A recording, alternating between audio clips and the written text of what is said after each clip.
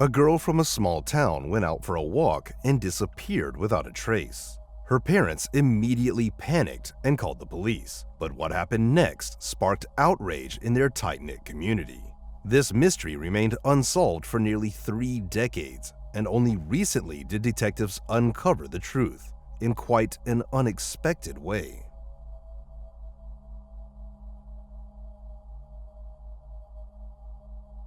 Danielle Houchins was born on November 11, 1980, in Alexandria, Minnesota.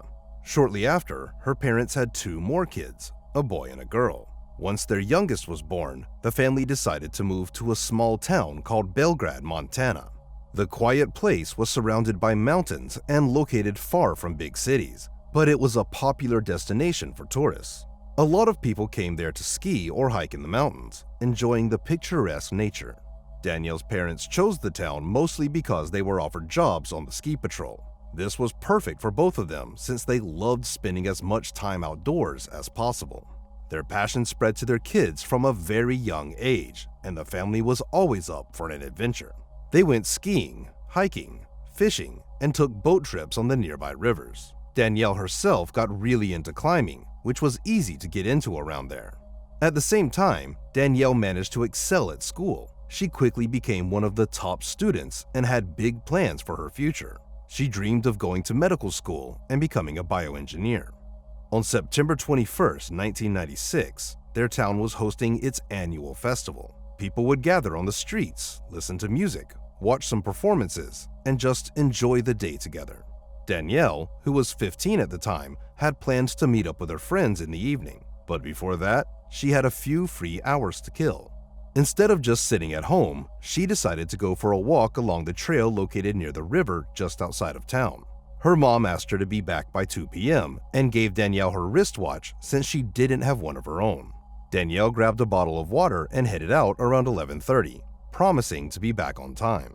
But 2 o'clock came and went, and she still hadn't returned.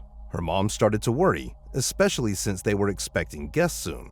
Thinking Danielle must have just lost track of time, she decided to head to the trail to bring her home. She took a friend with her, and they drove to the parking lot where the trail started. The first thing they noticed was Danielle's white pickup truck. Even though she was only 15 and technically not allowed to drive without an adult, her parents would sometimes let her use the car. It was a small, quiet town with little traffic, and Danielle was already a pretty good driver. Her mom noticed the truck's doors were unlocked, but Danielle was nowhere to be seen. She and her friends started walking along the trail toward the river, but they didn't get far before they spotted Danielle's car keys and her bottle lying on the ground.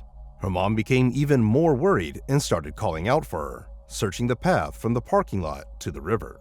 When there was still no sign of Danielle, she wasted no time and went straight to the authorities for help.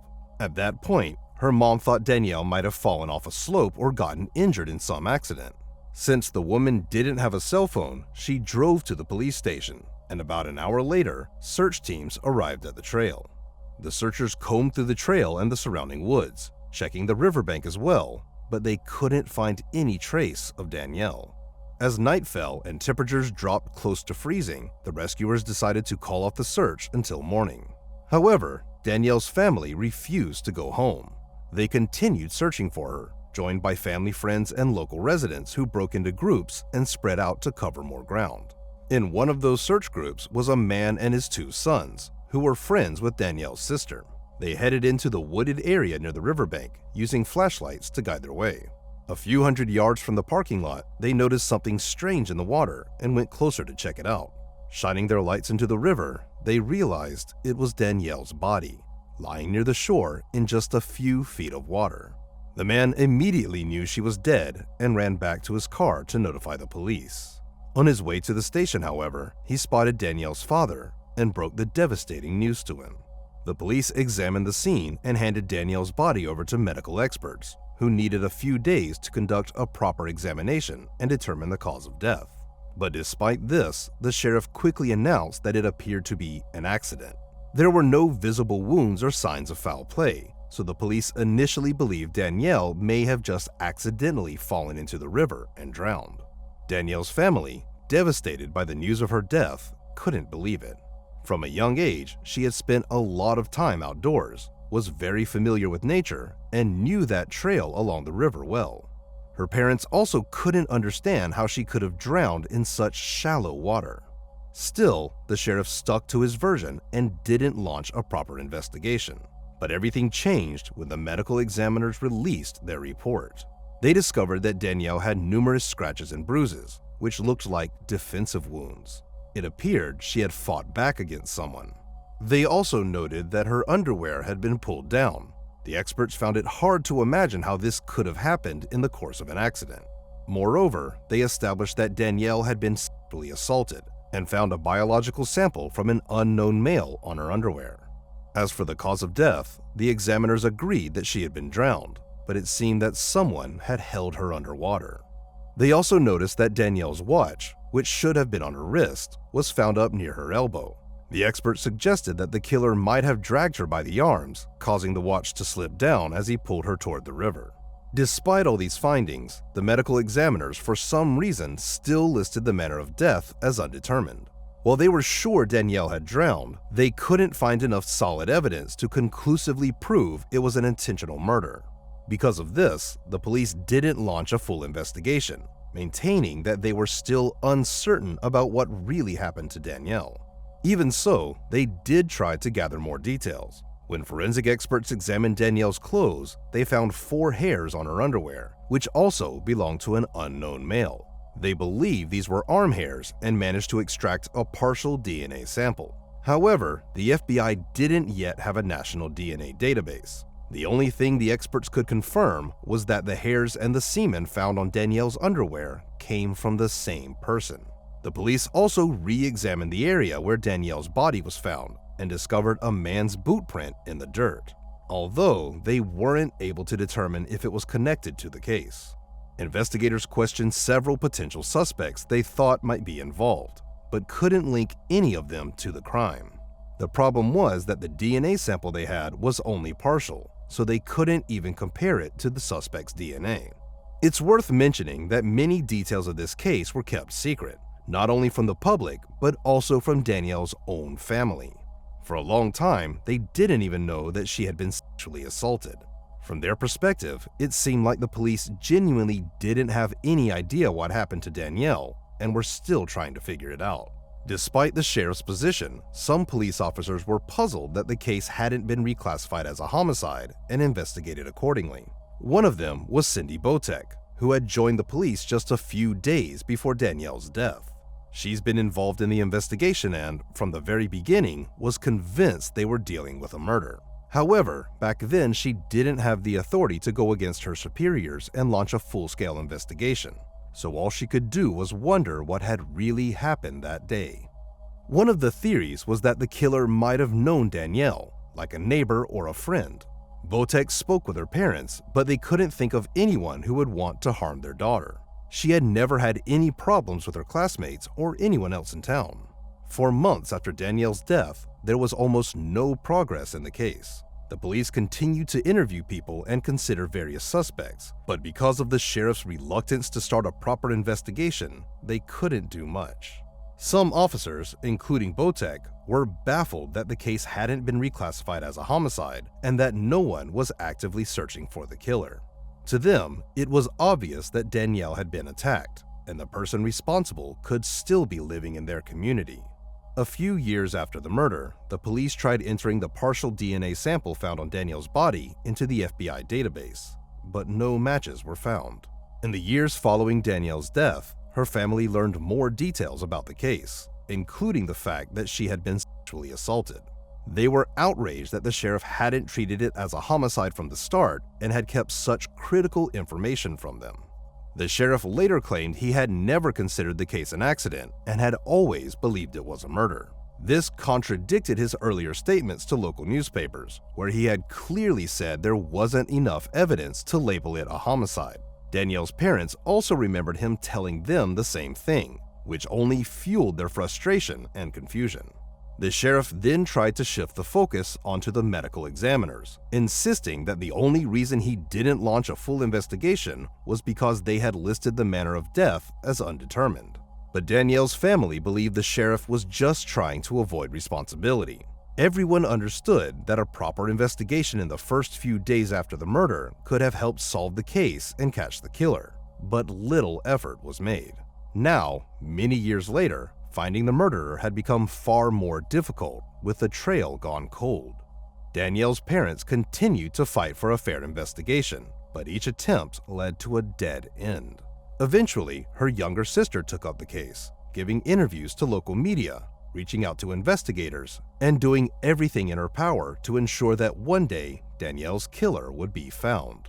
In 2019, 23 years after the murder, Danielle's family finally managed to get the investigation reopened. Unfortunately, this didn't lead to any real breakthroughs. The FBI's DNA database still didn't show any matches, and re-examining old suspects went nowhere, leaving the case stalled once again. This continued until 2021, when a new sheriff took over the local police department. He had joined the force just days before Danielle's death, and her case had haunted him ever since. Like some of his colleagues, he had always believed it was a murder, and now he had the authority to launch a full investigation. But after so many years, he had almost no solid leads, except for the partial DNA sample from the possible perpetrator. The sheriff realized the case needed a fresh perspective, so he brought in two outside experts. One was a former investigator from California who now worked as a private detective, and the other was a DNA specialist. Together, they focused on identifying the owner of the hair and the biological material found on Danielle's underwear. First, they sent the samples to a lab in California, which had some of the most advanced DNA analysis tools, and then they waited. Around the same time, in August 2023, Danielle's case was officially reclassified as a homicide, nearly 27 years after her death. A few months later, in early 2024, experts from the lab contacted the investigators, saying they hadn't gotten closer to identifying the owner of the DNA. Although they had managed to do something important, their tools allowed them to extract a full DNA profile, which was still a significant step forward. The investigators then sent these samples to another lab in Virginia, hoping they could use genetic genealogy to trace the DNA back to its owner.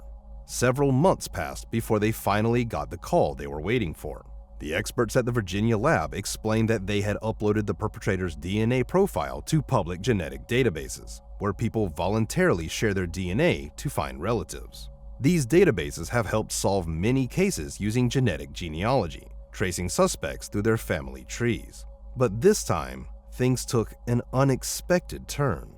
To the experts' surprise, they immediately got a perfect match. It turned out that the owner of the DNA had willingly submitted his sample to the database, something that doesn't happen often. The man was 55-year-old Paul Hutchinson, who lived in a small town called Dillon, about 100 miles from where Danielle was killed. Investigators discovered that at the time of the murder, Hutchinson was 27 and a student at the University of Montana, just 12 miles from Belgrade. He had a degree in biology and worked for Montana's Bureau of Land Management. Paul was also married with 2 children. What stood out even more was that he had no criminal record, not even the slightest offense. Now that the police had identified their suspect, they needed to obtain a direct DNA sample from him. On July 23rd, they went to his workplace to talk to him. As they pulled up to the Bureau building, they saw Paul standing outside with his coworkers.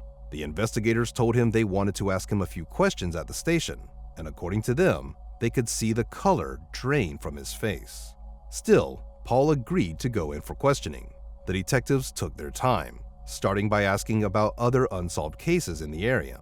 Paul remained fairly calm at first, but everything changed when they showed him a photo of Danielle. He suddenly became extremely nervous, sweating, scratching his face, and even chewing on his hands. He could barely stand up and even stumbled over a chair when trying to get up. To the police, his reaction was almost a confirmation of guilt. However, Paul continued to deny any involvement in the murder, but his confession wasn't necessary. Detectives collected his DNA sample and sent it to the lab. For now, they let him go, since they didn't have enough evidence to charge him with the murder until the lab results came back. Right after the interrogation, the detectives contacted Danielle's sister and told her that they had finally found her sister's killer.